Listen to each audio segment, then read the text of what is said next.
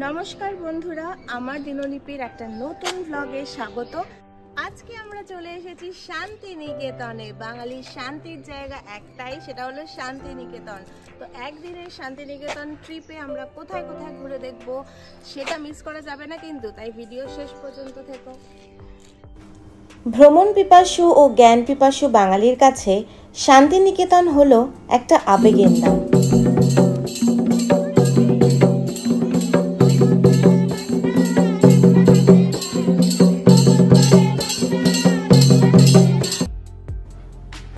এই লাল মাটির দেশের সাথে বাঙালির রয়েছে নারীর টান। রবীন্দ্রনাথের স্মৃতিবিজড়িত এই শান্তিনিকেতনে ভ্রমণের উদ্দেশ্যই হলো রবীন্দ্রনাথ ঠাকুরের বিশাল যে সৃজনশীলতা আছে সেটাকে একটু হলেও অনুভব করা। আর এই ভ্রমণ যদি হয় বসন্তকালে তাহলে তো আর কথাই নেই। প্রকৃতি নানান রঙের ফুলের পসরা নিয়ে হাজির হয়ে একেবারে মন প্রাণ ভরিয়ে তুলবে, তা নিয়ে বিন্দুমাত্র সংশয় নেই। তাই আমরাও এই রূপরসের সাদাস্বাদন থেকে নিজেদেরকে ব্রাত্য না রেখে শুক্রবার ভোর 6টায় বেরিয়ে পড়লাম বেহালার জোকা থেকে শান্তিনিকেতন যাবার উদ্দেশ্যে। বেহালার জোকা থেকে শান্তিনিকেতনের ডিস্টেন্স মোটামুটিভাবে 185 কিলোমিটার। আমরা দুর্গাপুর এক্সপ্রেসওয়ে ধরে এগিয়ে চললাম। পথে পড়ল 3টে টোল প্লাজা। প্রথমেই বিদ্যাসাগর সেতুর টোল প্লাজা, তারপরে ডানকুলি টোল প্লাজা এবং অবশেষে পালসিক টোল প্লাজা। এই প্রসঙ্গে বলে রাখা ভালো, দুর্গাপুর এক্সপ্রেসওয়েতে কাজ চলছে এবং অনেক কটা ডাইভারশন আছে, সেই কারণে বেহালার জোকা থেকে শান্তিনিকেতন পৌঁছতে মোটামুটিভাবে 6 ঘন্টা সময় লেগেছিল এবং শক্তিগড়ের পর থেকে রাস্তার কন্ডিশন অনেকটা বেটার। দেখতে দেখতে আমরা আমাদের ফার্স্ট হল শক্তিগড়ে এসে পৌঁছালাম। এখানেই আমরা আমাদের ব্রেকফাস্ট সেরেছিলাম। চলো চলো চল মা, যাও।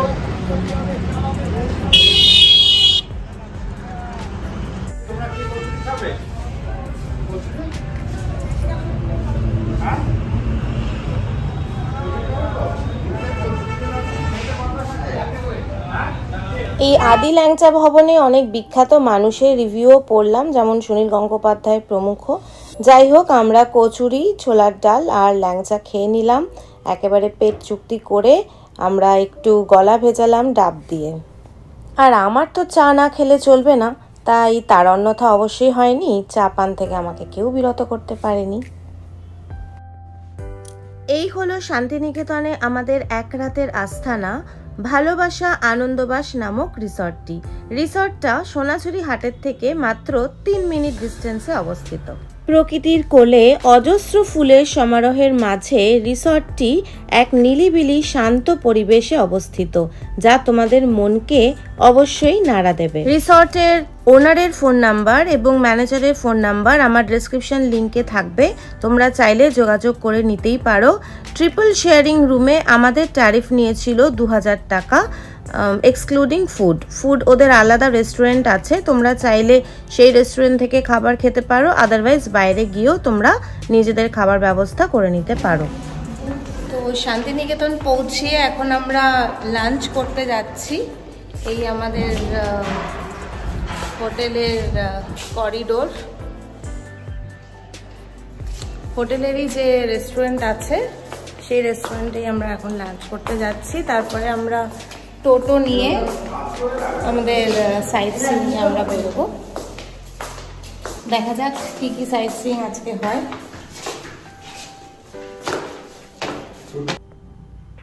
এই হলো ওদের ক্যাফেটেরিয়া বা ক্যান্টিন, যাই বলো না কেন, যেটা অনেক বড় একটা এরিয়া নিয়ে তৈরি হয়েছে। অনেক কটা ডাইনিং সেট এখানে ছিল। আর সব থেকে যেটা আমার কাছে স্ট্রাইকিং লেগেছে, এখানে কিন্তু নানান রকমের বইয়ের সমাহার বিশেষভাবে লক্ষণীয়। অর্থাৎ কেউ যদি চায় তাহলে সে এখানে এসে নিলিবিলি শান্ত পরিবেশে নিজের পছন্দ মতো বইও কিন্তু এখানে পড়তে পারে। বন্ধুরা, তোমরা যারা যারা এই পর্যন্ত ভিডিওটা দেখলে তারা অতি অবশ্যই লাইক করে দিও একটা করে। আর যদি ভালো লেগে থাকে ভিডিও, তাহলে নিজেদের পরিবার পরিজনের সাথে অতি অবশ্যই শেয়ার করে দিও। আর কেমন লাগছে এই ভিডিওটা সেটাও আমার কমেন্ট বক্সে জানাতে ভুলো না। যাই হোক, এবার ফিরে আসি খাবারে। খাবার অত্যন্ত সুস্বাদু ছিল এবং সম্পূর্ণ বাঙালি যে কুইজিন, বেঙ্গলি কুইজিন, একদম বাঙালি ঘরানার কুইজিন আমাদেরকে সার্ভ করা হয়েছিল। আমাদের খিদেও প্রচণ্ড পেয়েছিল, তার ফলে আমরা খুব রিলিশ করে খাবারটা খেয়েছিলাম। ভুরিভোজের পরে লোকাল সাইট সিইং এর জন্য আমরা একটা টোটো রিজার্ভ করলাম। এই টোটো দাদা 2 দিন আমাদের ঘুরিয়েছিল এবং 2100 টাকা নিয়েছিল। দাদার নাম্বার ডিসক্রিপশন লিংকে থাকবে। বিশ্বভারতীও যেতে পারেন, সুজনী শিল্পগ্রামটাও যেতে পারেন। আচ্ছা, কোথায়? আর আরেকটা রাজবাড়ি আছে না? রাজবাড়ি, হ্যাঁ, জমিদার বাড়ি, ওই সুরুল জমিদার বাড়ি। সুরুল, ওটা সবই দেখায়। কালকে সকালবেলায় বেরোবো, সকালে বেরোলে কি কি জায়গা কভার করা যাবে? কঙ্কালীতলা যেতে পারেন, কোপাই নদীটা যেতে পারেন, পলাশমণি আদিবাসী গ্রাম যেতে পারেন। আচ্ছা, এখন একদম আমারকোটি পর্যন্ত দেখিয়ে দিচ্ছি। আমরা এখন যাচ্ছি বিশ্বভারতীর ক্যাম্পাসটা ঘুরতে। আমাদের first spot of today's site seeing. এই যে রনিসানি বসে আছে। বিশ্বভারতীর অলিগলি দিয়ে আমাদের টোটো চলতে লাগলো, আর দেখতে দেখতে আমরা প্রকৃতি ভবনের সামনে দিয়ে পাস করলাম। প্রকৃতি ভবনে বিভিন্ন ধরনের রক স্কাল্পচার আছে, যেগুলো দেখতে ভীষণ সুন্দর এবং প্রকৃতি থেকেই সেগুলো জাস্ট নেওয়া হয়েছে। আর শান্তিনিকেতনের প্রত্যেকটা অলিগলি আমাদের জানান দিচ্ছিল যে বসন্ত এসে গেছে। একেবারে ফুলের সমারোহ জাস্ট দেখার মতন ছিল। বিবেকানন্দ সরণি ধরে সেন্ট্রাল লাইব্রেরির পাশ দিয়ে আমাদের টোটো ছুটে চললো এবং দেখতে দেখতে আমরা শান্তিনিকেতনের বিখ্যাত যে পৌষ মেলা, সেই পৌষ মেলা যে মাঠটায় হয় সেই মাঠের পাশ দিয়ে আমরা ক্রস করলাম। এই হলো বিখ্যাত সেই বট গাছ, যেটি মহর্ষি দেবেন্দ্রনাথ ঠাকুর নিজের হাতে রোপণ করেছিলেন এবং সহজ পাঠের কাভার পেজে আমরা এই বট গাছের ছবি কিন্তু দেখতে পাই। তো বন্ধুরা, আমাদের পিছনে যে তাল গাছটা আছে সেটা কি একটু হলেও চেনা চেনা লাগছে? ঠিক ধরেছো, এটাই হলো সহজ পাঠের সেই বিখ্যাত তাল গাছ, যেটা নিয়ে সেই বিখ্যাত ছেলেবেলার কবিতা আমরা সবাই পড়েছি। তাল গাছ এক পায়ে দাঁড়িয়ে, সব গাছ ছাড়িয়ে উঁকি মারে আকাশে। আর এই শৈল্পিক ইগলু বাড়িটি কিন্তু কলা ভবনের বিশেষ দক্ষতা সম্পন্ন 4 জন ছাত্রের তৈরি। এটি হলো মালঞ্চ, যা কবিগুরু রবীন্দ্রনাথ ঠাকুরের ছোট মেয়ের বাড়ি। নন্দলাল বসুর ছাত্র রামকিঙ্কর বেজ, যিনি কিনা আধুনিক ভারতীয় ভাস্কর্য কলার অন্যতম অগ্রপথিক, তার বেশ কিছু ভাস্কর্য কলার নিদর্শন কিন্তু শান্তিনিকেতনের কলা ভবনে রয়েছে, যার মধ্যে অন্যতম হলো এই সাঁওতাল পরিবার। এবারে আমাদের যাত্রাপথের সামনে আলো হয়ে দাঁড়ালো প্রতীচি, অর্থাৎ ডক্টর অমর্ত্য সেনের বাড়ি। তার বাড়ির সামনে আমরা বেশ খানিকক্ষণ সময় কাটিয়ে এবার আমরা রওনা দিলাম সৃজনী শিল্পগ্রামের উদ্দেশ্যে। এই শিল্পগ্রাম প্রায় 15 একর জায়গা নিয়ে তৈরি এবং যেটি শ্রীনিকেতনে অবস্থিত। যাই হোক, এই সৃজনী শিল্পগ্রামে ঢোকার আগে আমরা আরেকটু গলা ভিজিয়ে নিলাম আমপোড়ার শরবত দিয়ে। এই শিল্পগ্রামে ঢোকার প্রবেশ মূল্য আছে বড়দের মাথাপিছু 30 টাকা এবং 12 বছর পর্যন্ত 10 টাকা।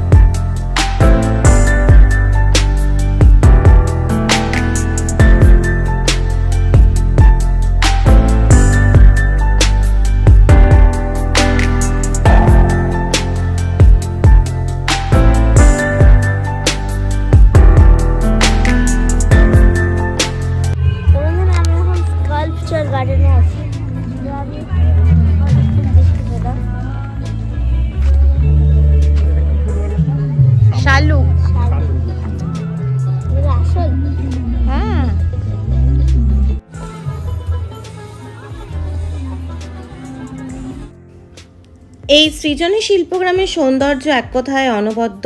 বন্ধুরা, তোমরা বসন্তকালে কে কোথায় ঘুরে বেড়াচ্ছ তা কিন্তু কমেন্ট বক্সে জানাতে ভুলো না। তো এইভাবেই আমাদের day 1 of Shantiniketan trip complete হলো। আমরা এখন যাচ্ছি, আমাদের ডে 2 শান্তিনিকেতন ট্রিপ স্টার্ট হয়ে গেছে। তো সকাল সকাল স্নান করে আমরা টোটো নিয়ে এখন কঙ্কালীতলায় যাচ্ছি মায়ের কাছে পুজো দিতে। সকাল সকাল সকলের যাতে মঙ্গল হয় সেই কামনাই রাখবো।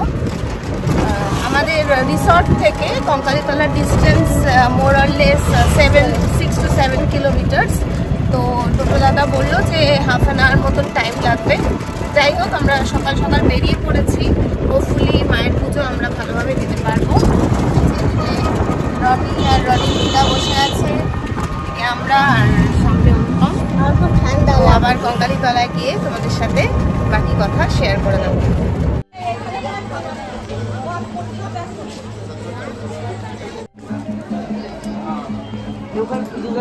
হ্যাঁ, ওখানে ভেতরে পুরোহিত আছে, যান নাম করতে দুটো পুজো হবে। আমরা যে ইচ্ছা দক্ষিণে দেবেন দাদাটা আমাদের এটা নিয়ে আসবেন, আমরা প্রসাদটা পাই। 51 সতীপীঠের সর্বশেষ সতীপীঠ হলো এই কঙ্কালীতলা। এখানে মায়ের কোমর পড়েছিল এবং এটি হলো একমাত্র পীঠস্থান, সতীপীঠস্থান, যেখানে কিনা মাকে নিরাকার হিসাবে পুজো করা হয়, অর্থাৎ এখানে মায়ের কোনো মূর্তি নেই। সমগ্র মন্দির চত্বরটি অসংখ্য গাছে ঘেরা, তার ফলে ভীষণ সুন্দর একটা ঠান্ডা ঠান্ডা পরিবেশ ছিল, যা আমাদের লাইন দিতে একটু অসুবিধা হয়নি।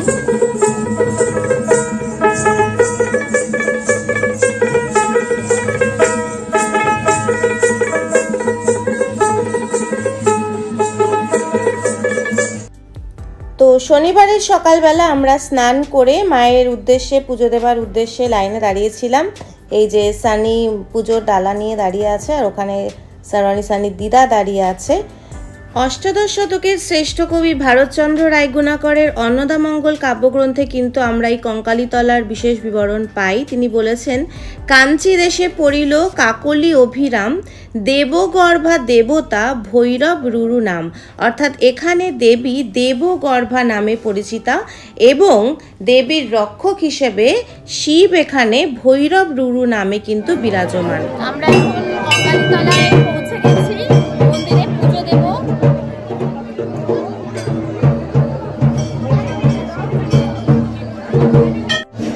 আমাদের কঙ্কালীতলায় শক্তিপীঠের কাছে পুজো দেওয়া হয়ে গেছে।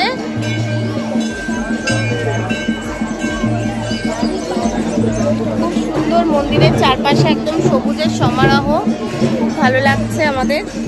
তো এই যে এখানে রনি সানির দিদা বসে আছে।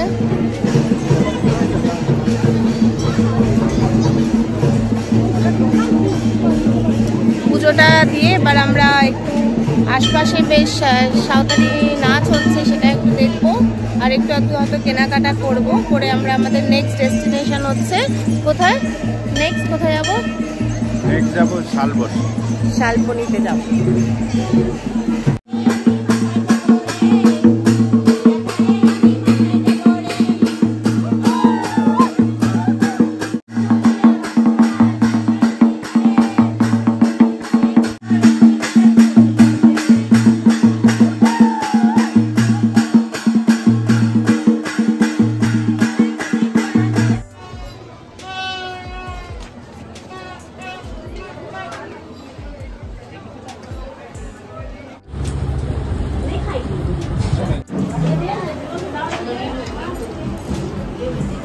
আমরা এখন ব্রেকফাস্ট করতে এসেছি। এটা হচ্ছে কঙ্কালীতলার একদম সামনে একটা গলি আছে, তার ভিতরে অনেকগুলো খাবার ব্রেকফাস্ট করার জায়গা আছে। আমরা সেখানে বসে থাকি।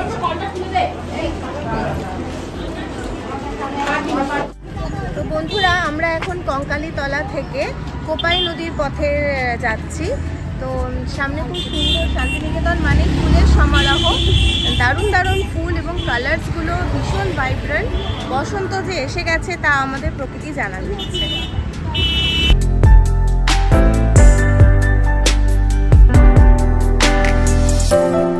তো বন্ধুরা, আমাদের নেক্সট ডেস্টিনেশন হলো সোনাঝুরির হাট।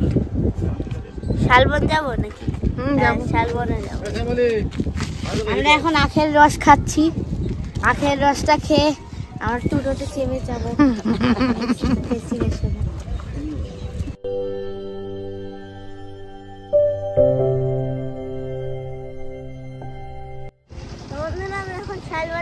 গেছি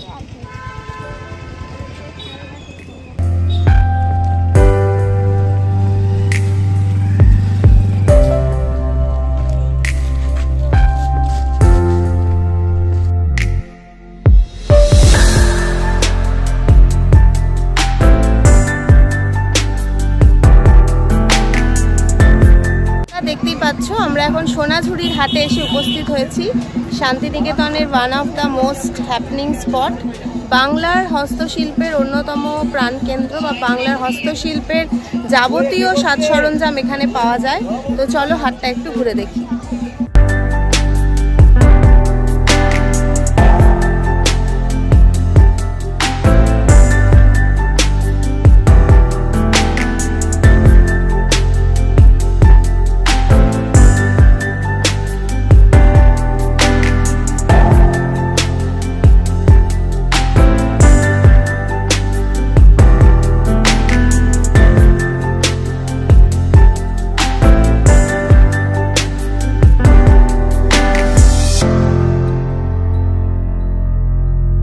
এখন রামশ্যাম রিসর্টে এসেছি ফর লাঞ্চ।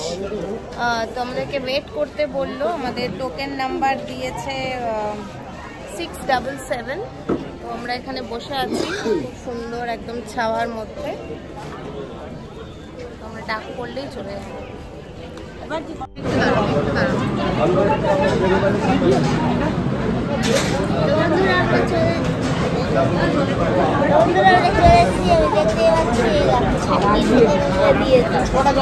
চাটনি, ডাল, ওই ছোটটা ডাল, আলু পোস্ত, শুক্তো, আর এটা কি বেগুন ভাজা, শাক, পাঁপড়, স্যালাড, চাটনি, ভাত, আর এটা হচ্ছে মাটন কষা। রামশ্যাম থেকে লাঞ্চ সেরে আমরা এবারের মতন শান্তিনিকেতনকে বিদায় জানিয়ে রওনা দিলাম মহাপীঠ তারাপীঠের উদ্দেশ্যে। শান্তিনিকেতন থেকে তারাপীঠের ডিস্টেন্স মোটামুটি 60 কিলোমিটার আর সময় লেগেছিল 2 ঘন্টার মতন। এখন শিউরি ঢুকে গেছি, এখানে পেছনে মা দিদা বসে, দাদা এখন ঘুমাচ্ছে। তারাপীঠের রাস্তায় যেতে যেতে এই সানসেট আমার সারা জীবন মনে থাকবে। যাই হোক, এবার আমরা ধীরে ধীরে তারাপীঠের মেন সিটিতে উপস্থিত হলাম। পথে পড়ল ময়ূরাক্ষী নদী। ময়ূরাক্ষী রিভারের ব্রিজের ওপর দিয়ে খানিক দূর যেতে হলো আমাদেরকে।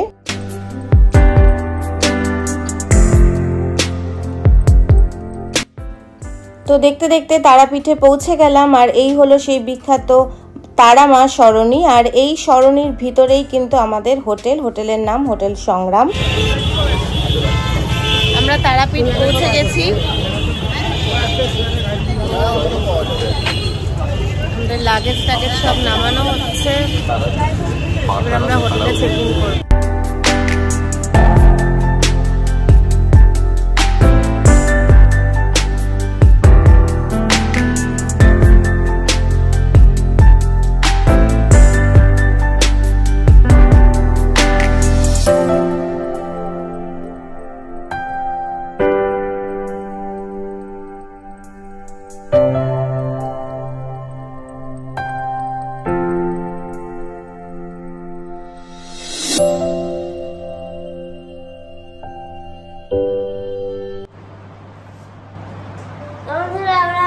আমাদের রুমে চলে এসেছি।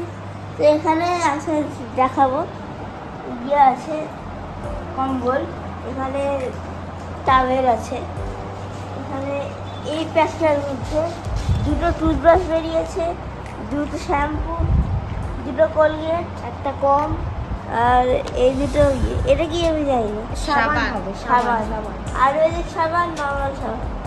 এদিকেও আরেকটা আছে। এদিকে একই নাকি? একই আছে, হ্যাঁ। না, এদিকে আলাদা। না না, আর এখানে বিসলারির বোতল আছে, বোতল আর জলের গ্লাস। আর বিছানা একটা দেখো, 2টো বড় বড় বিছানা। ঘরটাও বিশাল বড়। চলছে, হ্যাঁ এসিও আছে।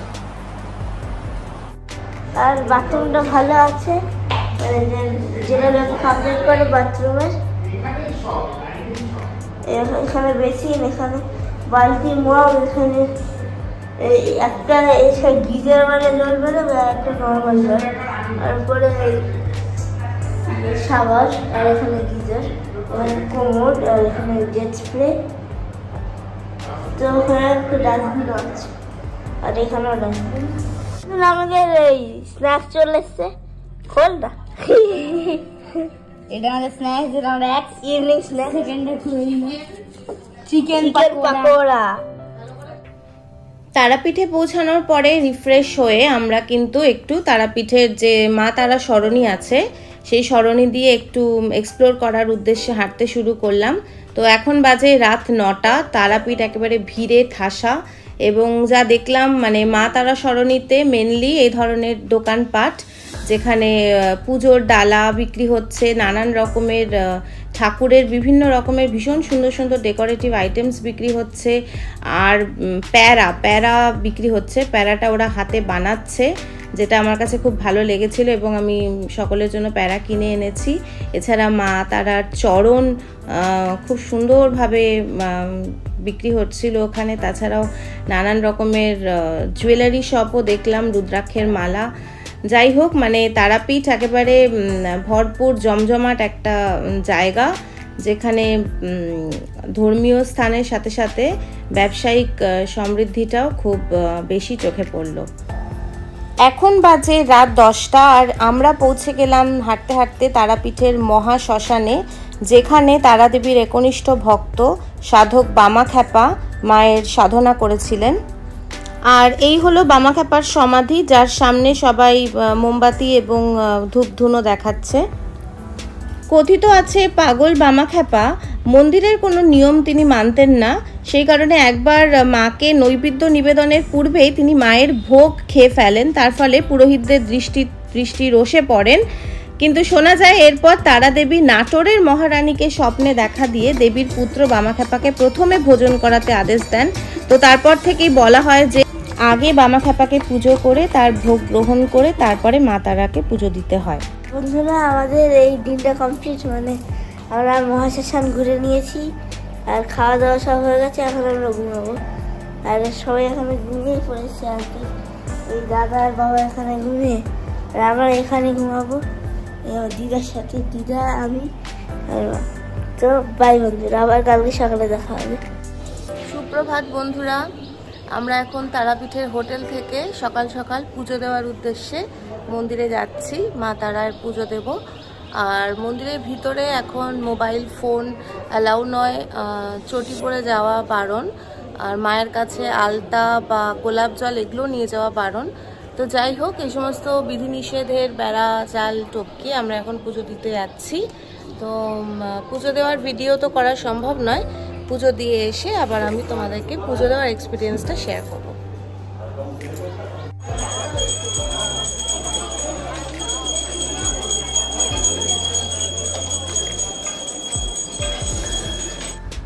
মা তারা সরণির দু সাইডেই এরকম নানান দোকান আছে, যেখান থেকে পুজোর যাবতীয় সামগ্রী পাওয়া যায়। আমরা যে হোটেলটায় ছিলাম, হোটেল সংগ্রামের যিনি মালিক তিনি মন্দিরের সেবায়িত থাকার কারণে তার যে নির্ধারিত দোকানটি ছিল, আমরা সেখান থেকেই মায়ের জন্য, মায়ের উদ্দেশ্যে ফুল মিষ্টি এগুলো কিনে লাইনে দাঁড়িয়ে পড়ি। তো তারাপীঠ মন্দিরে ঢোকার এই হলো প্রবেশ পথ, এবং মন্দিরে ঢোকার দুটো রকমের লাইন হয়, একটা জেনারেল লাইন আর একটা হয় ভিআইপি লাইন। ভিআইপি লাইনের জন্য পার হেড 500 টাকা আমরা দিয়েছিলাম। তো একটু সুগম দর্শন হয় এবং আমাদের খুব ভালো দর্শন হয়েছিল। ইনফ্যাক্ট আমাদের স্পর্শ দর্শন হয়েছিল, মাকে আমরা স্পর্শ করে দর্শন করেছি। মায়ের ইচ্ছা না থাকলে তা কখনোই সম্ভব নয়।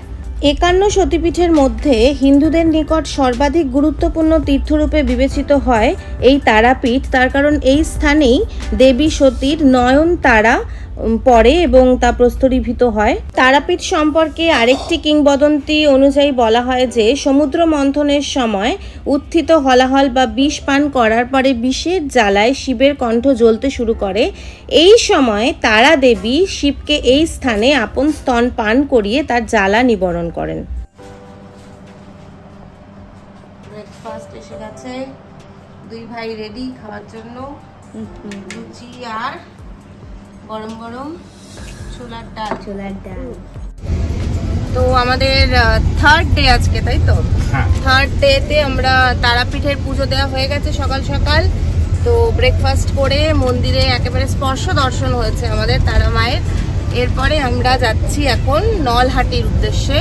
51 সতীপীঠের নলাটেশ্বরীর মন্দির, 51 সতীপীঠের নল কণ্ঠনালীটা পড়েছিল এখানে, সেই কারণেই দেবীর নাম হয়েছে নলাটেশ্বরী। তো আমরা এখন বীরভূমের অন্যতম বিখ্যাত সতীপীঠ নলাটেশ্বরী মন্দিরে যাচ্ছি।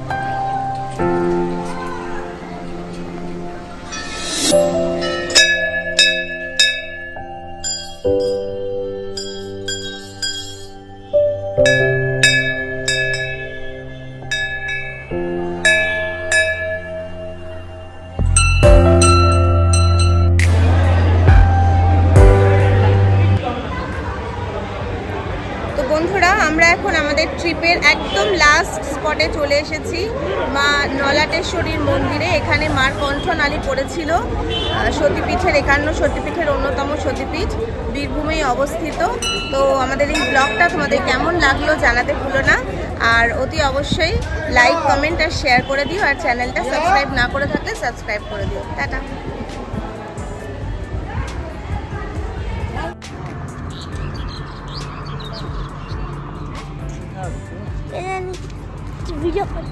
বন্ধুরা, আমরা এখন খেয়ে চলে এসেছি, মানে চাটা। আমরা এতক্ষণ গাড়িতে ছিলাম, এখন আমরা একটু খেতে যাচ্ছি, একটু স্ন্যাক্স করবো মা ফ্যামিলি রেস্টুরেন্টে। মা ফ্যামিলি রেস্টুরেন্ট,